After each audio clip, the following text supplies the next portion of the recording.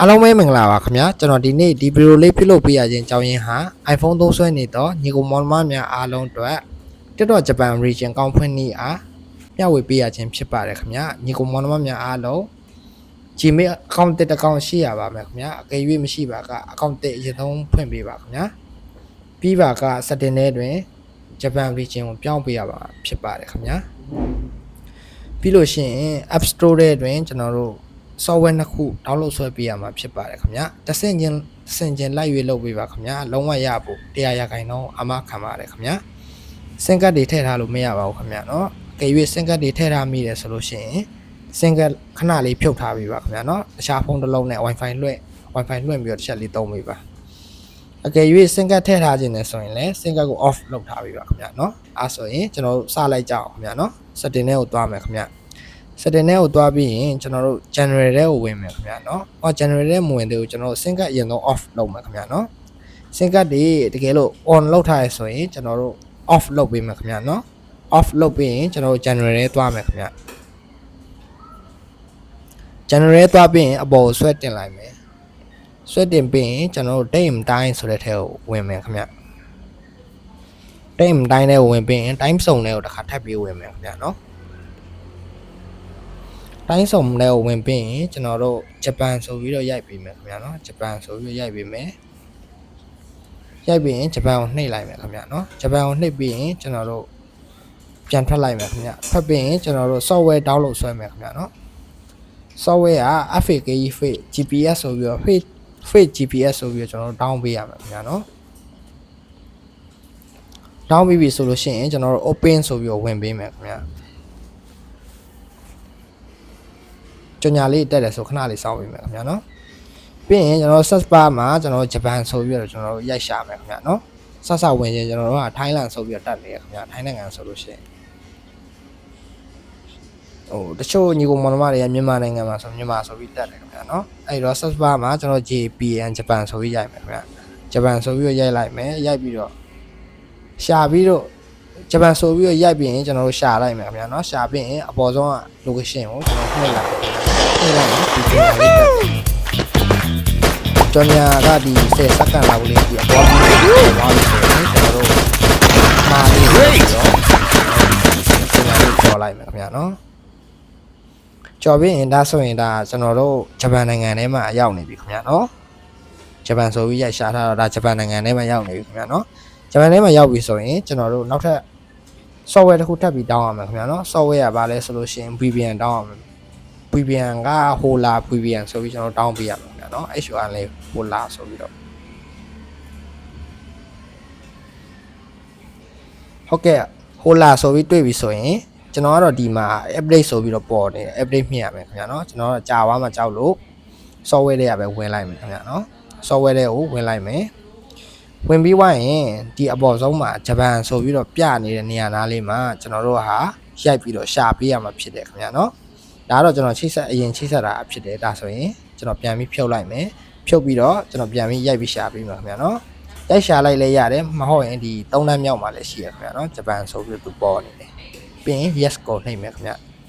yes ကိုနှိပ်ပြီးရင်အပေါ်မှာစက္ကန့်လေးခဏလေးစောင့်မယ်ခင်ဗျာเนาะ5စက္ကန့်ပြီးသွားပြီဆိုလို့ရှိရင်ချိတ်ဆက်မှုလေးကိုခဏလေးစောင့်ပါခင်ဗျာเนาะ okay ဒီလို minute လေးပေါ်လာပြီဆိုရင်ဒါချိတ်ဆက်သွားပြီခင်ဗျာเนาะချိတ်ဆက်ပြီဆိုရင်ကျွန်တော်ပြန်ထွက်လိုက်မယ်ထွက်ပြီးရင်ကျွန်တော် Chrome browser ထဲကိုသွားမယ်ခင်ဗျာเนาะဒီရိုးရိုး TikTok အကောင့်ထဲမှာမရဘူးခင်ဗျာเนาะ Chrome browser ထဲကဝင်ပြီးတော့ဖွင့်ပေးရမှာဖြစ်တယ်ခင်ဗျာပြီးရင် search bar မှာကျွန်တော်တို့ TNKTOK tiktok.com ဆိုပြီးတော့ကျွန်တော်ရိုက်ရှာပေးရမှာဖြစ်တယ်ခင်ဗျာเนาะ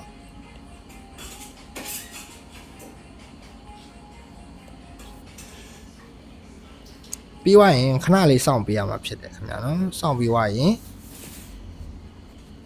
ဟုတ်ဒါတော့ပြင်နိုင်ငံ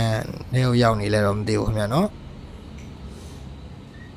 ဒါပေမဲ့ရတယ်ခင်ဗျာเนาะအားဆိုလို့ရှိရင်ကျွန်တော်တို့ account တစ် account ဖွင့်ဖို့အတွက်သူ Gmail လေးတက်လာလိမ့်မယ်အားဆိုရင်ကျွန်တော်တို့ Google ကိုနှိပ်မယ်ခင်ဗျာเนาะ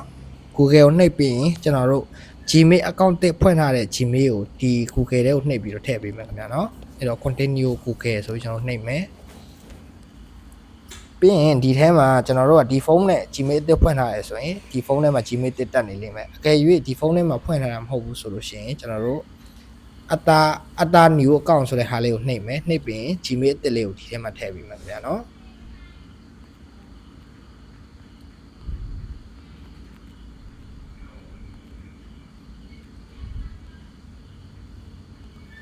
ဟုတ်ကဲ့ Gmail နှိပ်ပြီးပြီဆိုရင်ကျွန်တော် next ကိုနှိပ်မယ်ပြီးရင်ကျွန်တော် Gmail မှာထည့်ထားတဲ့ password ကိုထည့်ပေးမယ်ခင်ဗျာနော်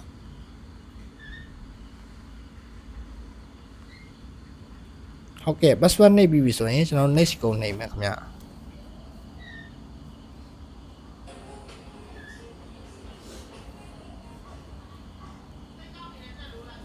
ပြီးရင်ဒီမှာကျွန်တော်တို့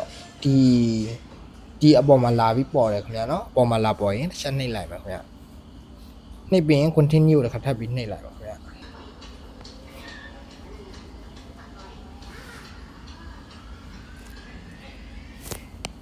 ဏလေးစောင့်ပြီးမယ်ခင်ဗျာနော်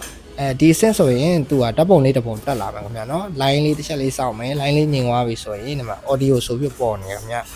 အဲ့ဒီနားလေးမှာမြားလေးရှိအဲ့မြားလေးကိုညာဘက်ကိုဖြည်းဖြည်းချင်းဆွဲမယ်ခင်ဗျာနော်ပုံလေးကိုတက်အောင်ချိန်ပေးမယ်ဘယ်ညာဆွဲပြီးအကယ်၍တက်ပြီဆိုရင်လက်လေးလွှတ်လိုက်မယ်အစိမ်းပြရင်ရပြီခင်ဗျာနော်အကယ်၍အနီပြရဆိုရင်မရသေးဘူးခင်ဗျာနော်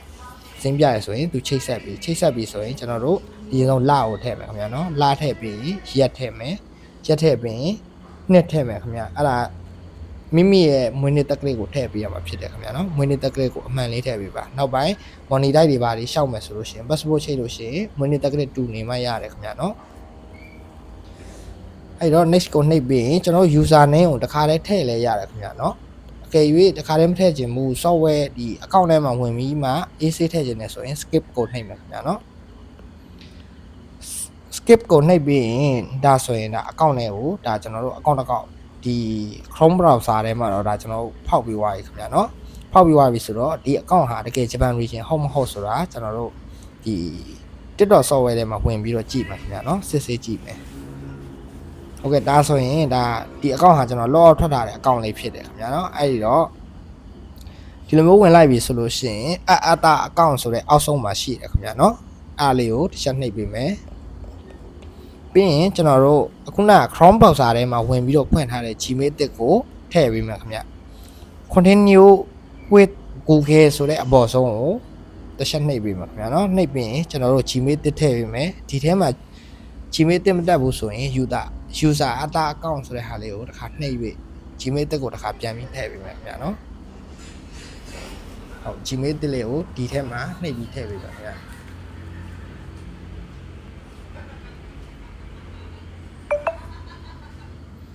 ကျွန်တော်တို့ Gmail နဲ့ password ကိုတေချာလေးမှတ်ထားပေးမယ်ခင်ဗျာเนาะဒီလိုမျိုး Gmail နဲ့ဖွင့်ထားတဲ့ဟာလုံးဝကိုပြန်ပြီးတော့ပြတ်တာလည်းမရှိဘူးခင်ဗျာเนาะအကောင့်ခိုင်နေသုံးလို့ကြာရှိတယ်ခင်ဗျာเนาะပြီးရင်ကျွန်တော်တို့ password ထည့်ပေးမယ်ခင်ဗျာ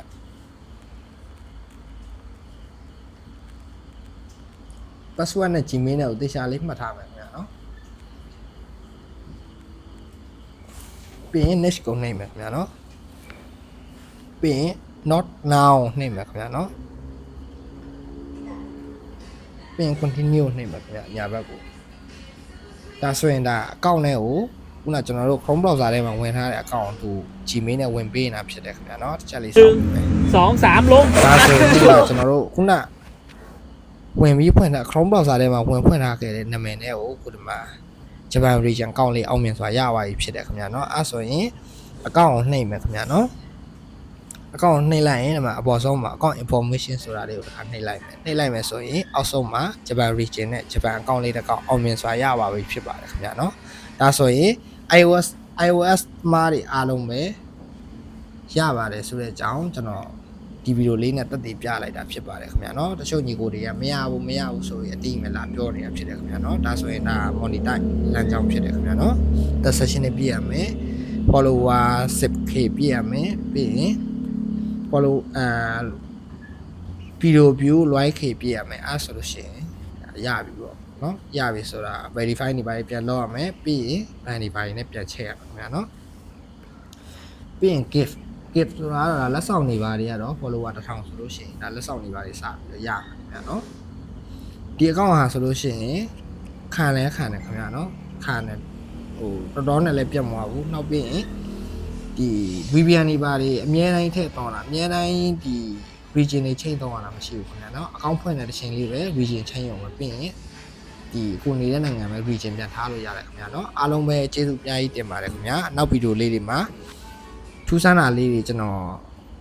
ဆက်လက်ပြီးတင်ဆက်ပေးသွားပါအောင်ခင်ဗျာအားလုံးပဲ like and share လေးပြုလုပ်ပေးသွားကြပါအောင်ခင်ဗျာညီကောင်မောင်တို့များအားလုံးကိုစိတ်နှပြချမ်းသာချမ်းသာကြပါစေခင်ဗျာ